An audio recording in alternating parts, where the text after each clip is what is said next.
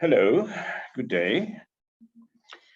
My name is Mohammed Tariq Khan. I'm a research chair of energy at the Cape Peninsula University of Technology. And I'm involved in research in energy and related matters. So megatrends that we are experiencing in today's world, like urbanization, globalization, and digitalization, are stimulating changes in our world. And this is influenced, of course, many sectors, including the energy sector, which is driven forward in this way to a much more sustainable future. A key aim for our research is to enhance the prosperity and the quality of life for all people by championing the cause of energy access. New norms and new technologies are a key focus of our research, and green hydrogen fits into this list of technologies to be studied for sustainability, including, of course, the fuel cell vehicle, which is associated with this. So, if we are looking at the current state of affairs, we will see that fuel cell technologies can offer a reasonably low carbon energy fleet for our transportation sector, and as well as for the industrial sector, which depends on lifting and transportation for that sector. So I think as a little bit of a definition, we need to start looking and see what is hydrogen and where does hydrogen fit into this spectrum of the developing transportation sector. So hydrogen is the lightest, simplest, and most abundant chemical element in the universe. On Earth, it occurs in almost limitless quantities as a constituent of H2O or water, and in fossil fuels such as natural gas, CH4, and in other organic matter, CHON, which is living systems and living material. In its molecular form, it occurs as H2. It is colorless, it is odorless, it is non-toxic, and highly combustible as a gas. So how is hydrogen produced? Currently, about 55 million tons of hydrogen are produced annually. Most of this by what is called reformation or steam reformation, which is a process involving natural gas and water, which are reacted then at high temperatures. And this produces hydrogen and carbon dioxide. And the carbon dioxide, of course, is captured. And the hydrogen is released. Another process is electrolysis, produces hydrogen by passing an electric current through water.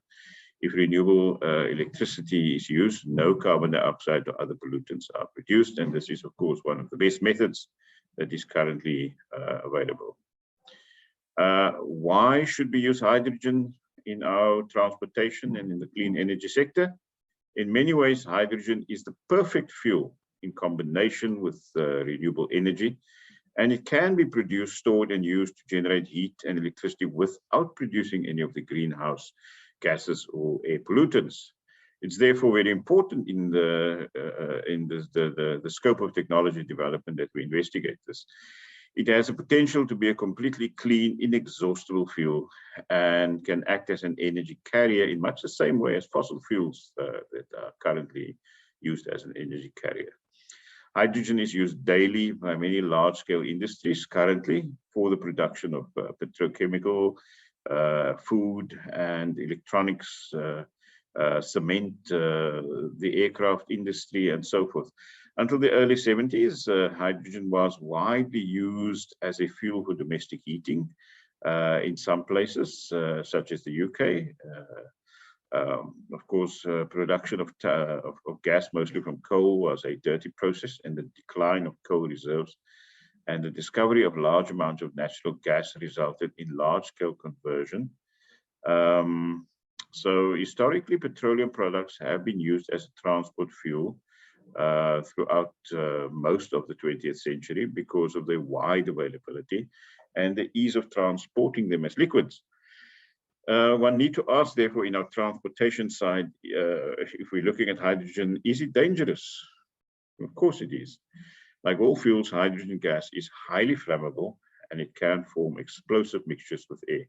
So in many ways, hydrogen, however, is safer than petrol and diesel. The chances of forming explosive mixtures is limited by the fact that hydrogen is 14 times lighter than air. So a gaseous hydrogen spill diffuses away much quicker and escapes easily into space, so it doesn't form large areas of buildup.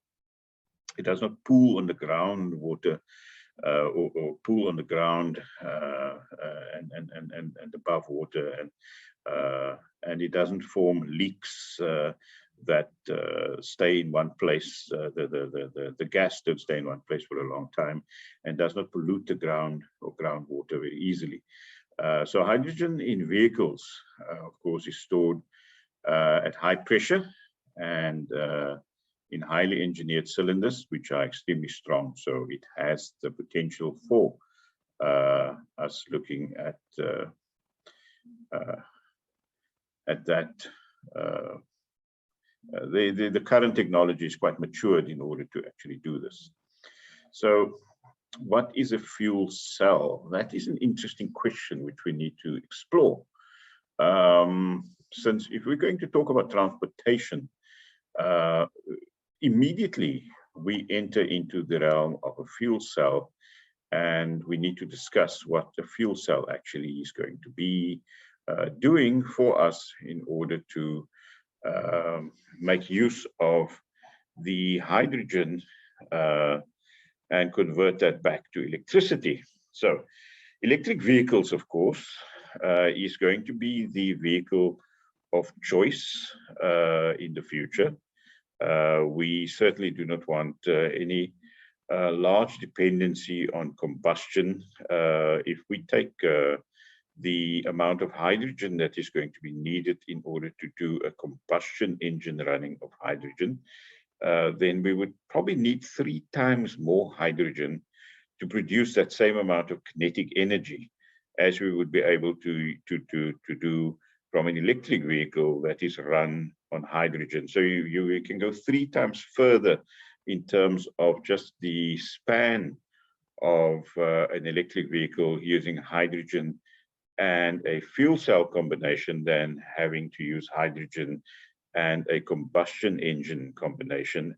And of course, combusting hydrogen produces another ill effect because it produces a new player within the global pollutants, meaning NOx or nitrous oxide, commonly abbreviated as NOx, but it's actually NO. So nitrous oxide or N. This particular compound can be quite dangerous. It's a new player in the pollutant. It's not a new player in the pollutants, but now we are adding a new player in terms of combusting hydrogen, and we don't produce carbon dioxide, but we now produce nitrous oxide.